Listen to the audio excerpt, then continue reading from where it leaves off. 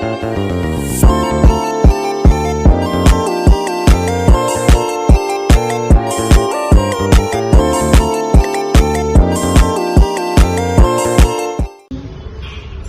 warahmatullahi wabarakatuh. Waalaikumsalam warahmatullahi wabarakatuh. Selamat sore. Perkenalkan, nama saya Siti Nurjana. Saya mahasiswa dari Politeknik Kaltara. Hari ini saya akan memberikan sedikit penjelasan ataupun penyuluhan kepada teman-teman sekalian mengenai kaki gajah ataupun biasa disebut juga dengan filariasis.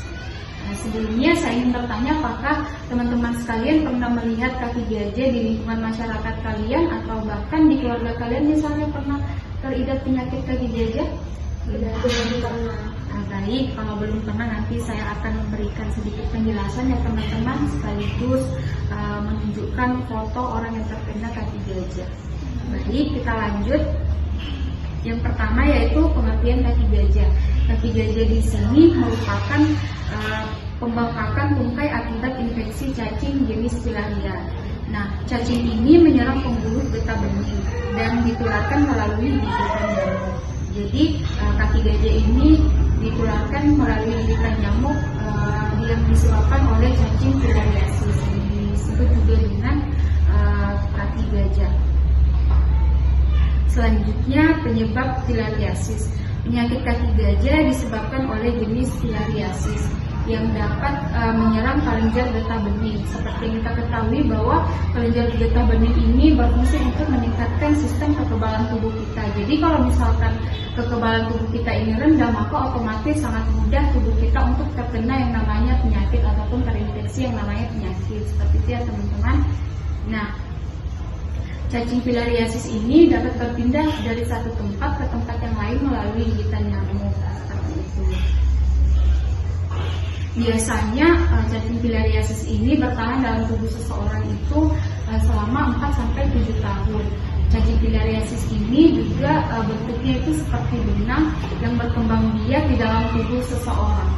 Biasanya juga yang awalnya cacing ini cuma sedikit, istilahnya sedikit di dalam tubuh seseorang, lama-kelamaan ketika ia berkembang biak bisa jadi jutaan yang tumbuh ataupun berkembang biak di dalam tubuhnya. Nah, misal saya kasih contoh nih, ketika ada seekor nyamuk yang menggigit si penderita filariasis ataupun yang sudah terinfeksi cacing filaria. Ketika nyamuk itu menggigit si orang yang terinfeksi filariasis ini, maka otomatis cacing yang di dalam tubuh seseorang itu bisa berpindah di dalam tubuh si nyamuk. Nah, bakal larva ini yang dari tubuh seseorang ini biasanya berubah menjadi larva ataupun cacing sesungguhnya di dalam tubuh nyamuk itu memerlukan waktu 1-2 minggu. Nah, setelah si nyamuk ini menggigit si orang yang sudah terinfeksi, ketika ia menggigit lagi si orang yang sehat tadi, otomatis larva yang tadi di dalam tubuh si nyamuk itu akan berpindah ke si orang yang sehat tadi, sehingga si orang yang sehat ini terinfeksi yang namanya cacing filariasis. Nah, cacing filariasis ini dia itu menyerang kelenjar getah benih. Kalau kelenjar getah benih kita ini sudah terserang, maka otomatis peredaran aliran darah kita itu tersumbat sehingga biasanya terjadi yang namanya pembengkakan. Seperti itu ya teman-teman. Apakah teman-teman mengerti? Nah, sedikit saya tambahkan, biasanya itu nyamuk yang menggigit tubuh seseorang itu semuanya jenis nyamuk, bukan hanya kayak nyamuk Aedes, bukan seperti itu. Dia itu menggigit, nyamuk itu menggigit seseorang bisa jadi seperti nyamuk hutan ataupun nyamuk rumah, seperti itu ya teman-teman. Nah, selanjutnya tanda dan gejala filariasis. Yang pertama yaitu demam. Biasanya demam ini berlangsung 4-5 hari. Nah, demam ini bisa berhenti ketika si pengidap, ketika si orang yang terinfeksi tadi beristirahat, tapi timbul lagi ketika si orang yang terinfeksi tadi melakukan aktivitas berat seperti bekerja yang berlebihan. Selanjutnya yaitu pembesaran tungkai, lengan, buah dada, buah zakar sehingga terlihat bengkak. Nah, biasanya nanti itu ketika seseorang sudah terinfeksi yang namanya kaki gajah, nanti akan mengalami yang namanya pembengkakan, bisa jadi di tungkainya, di buah zakarnya, ataupun di buah dadanya. Sehingga biasanya terjadi yang namanya kemerahan, panas, dan juga sakit. Itu ya teman-teman. Yang ketiga yaitu abses. Abses di sini nanti ketika tubuh seseorang, misalnya ketika kakinya itu sudah mengalami pembengkakan yang sangat ekstrim, maka bisa jadi keluarnya nanah ataupun darah di dalam tubuh seseorang. Sampai di sini ada yang ditanyakan? Jadi jika tidak ada, saya lanjut. Nah, ini komplikasi filariasis. Komplikasi ini yaitu akibat dari filariasis. Yang pertama ada infeksi sekunder. Infeksi sekunder di sini seperti infeksi jamur dan bakteri. Juga sering dialami penderita kaki gajah karena kerusakan pada sistem getah benih. Yang kedua yaitu pembengkakan. Seperti yang saya jelaskan tadi, orang yang mengalami filariasis ataupun kaki gajah itu akan mengalami yang namanya pembengkakan di kaki, di buah dada maupun di zakar. Seperti itu ya teman-teman. Dan yang ketiga ada cacat. Ketika seseorang yang sudah terinfeksi filariasis ataupun sudah mengalami penyakit kaki gajah, biasanya akan mengalami cacat. Karena kenapa? Karena pembengkakannya itu sudah sangat ekstrim lah istilahnya, sudah sangat sulit untuk disembuhkan. Sehingga biasanya ada seseorang yang terkena penyakit kaki gajah itu sulit bergerak karena tadi adanya pembengkakan di kakinya. Sehingga biasanya seseorang itu mengalami cacat permanen. Yang keempat, depresi. Seperti yang kita ketahui bahwa kita saja ya, seperti kita aja tiap hari itu pernah sering yang namanya insecure, apalagi seseorang yang sudah terinfeksi ataupun yang sudah terkena penyakit kaki gajah. Dia pasti merasa bahwa kakinya ini sudah bengkak, sudah tidak bisa melakukan aktivitas lain. Dia itu membutuhkan seseorang. Mungkin bisa saja dia depresi karena itu, ataupun bisa saja dia depresi karena penampilannya yang biasanya dia memakai pakaian ketat mungkin. Nah, ketika dia sudah mengalami yang namanya penyakit kaki gajah, dia sudah tidak bisa memakai pakaian yang dia inginkan. Seperti itu ya teman-teman. Selanjutnya yaitu pengobatan filariasis. Biasanya ini pemerintah memberikan obat filariasis dari rumah ke rumah. Seperti kemarin, seingat saya pernah tuh diberikan obat filariasis.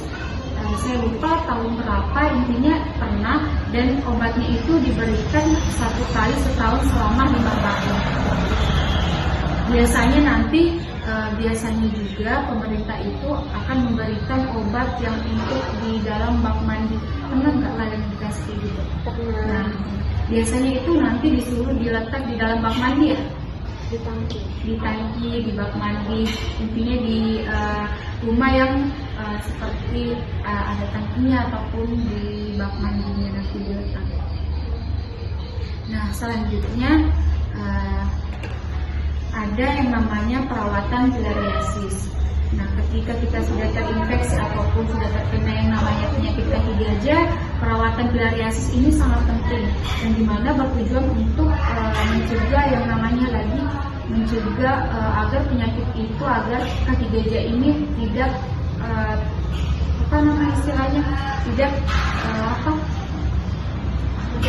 semakin parah seperti itu ya. Yang pertama, jaga kesehatan kaki.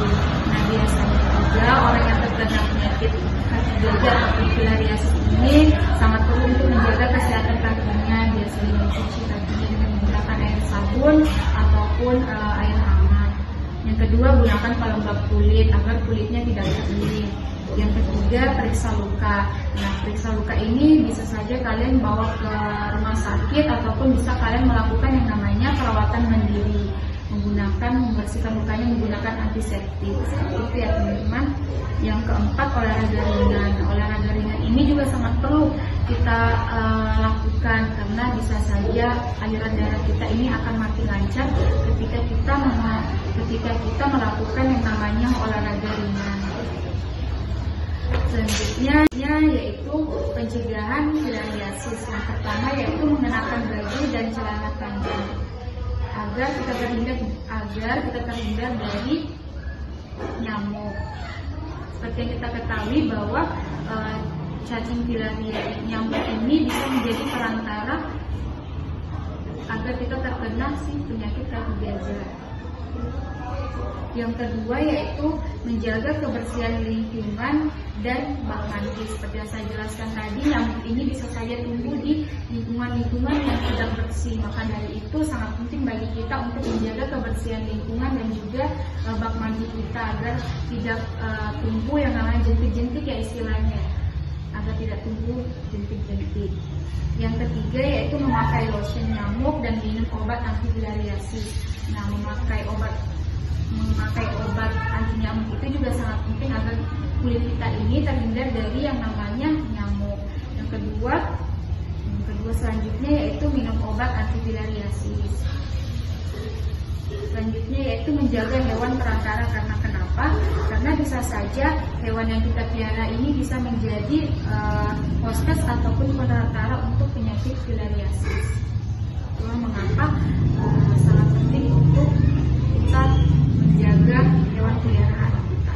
Nah, terakhir teman-teman, ini ada sedikit foto ataupun ada gambar seseorang yang telah terkena penyakit kaki gajah. Bisa dilihat di sini bahwa kakinya ini sudah sangat mengalami pembengkakan sehingga dia sudah sulit untuk bergerak, untuk melakukan aktivitasnya sehari-hari juga sangat sulit. Maka dari itu ketika mungkin seseorang ini bergerak, dia sangat memerlukan seseorang ataupun seseorang yang membantu dia untuk melakukan aktivitasnya. Seperti itu teman-teman. Apakah ada yang ingin ditanyakan dari materi saya yang berjudul filariasis ataupun penyakit kaki gajah?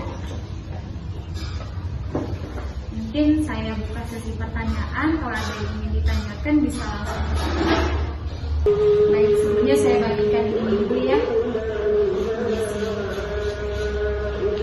Bisa dilihat siapa tahu ada yang ditanyakan.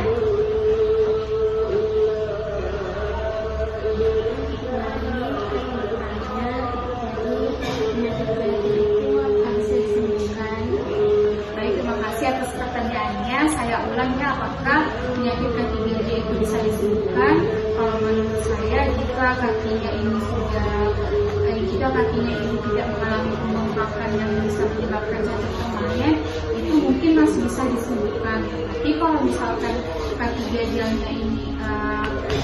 ini misalnya sudah mengalami pembengkakan sehingga menyebabkan seseorang itu mengalami cacat permanen, maka sangat sulit untuk disembuhkan. Itulah mengapa pencegahan dari awal itu sangat penting. Jika keluarga kalian misalnya mengalami tanda dan gejala filariasis, kalian bisa melakukan pencegahan yang sudah saya jelaskan tadi. Salah satunya yaitu memakai lotion anti nyamuk dan juga meminum obat anti filariasis. Baik, teman-teman yang lain ada yang ditanyakan? Baik, jika tidak ada, saya tutup. Terima kasih atas kerjasamanya. Mohon maaf jika banyak kurangnya ataupun perkataan saya mungkin yang tidak berkenan di hati teman-teman sekalian. Sekali lagi saya ucapkan mohon maaf. Saya tutup. Assalamualaikum warahmatullahi wabarakatuh. Semoga apa yang saya jelaskan ini bisa bermanfaat bagi teman-teman sekalian. Terima kasih.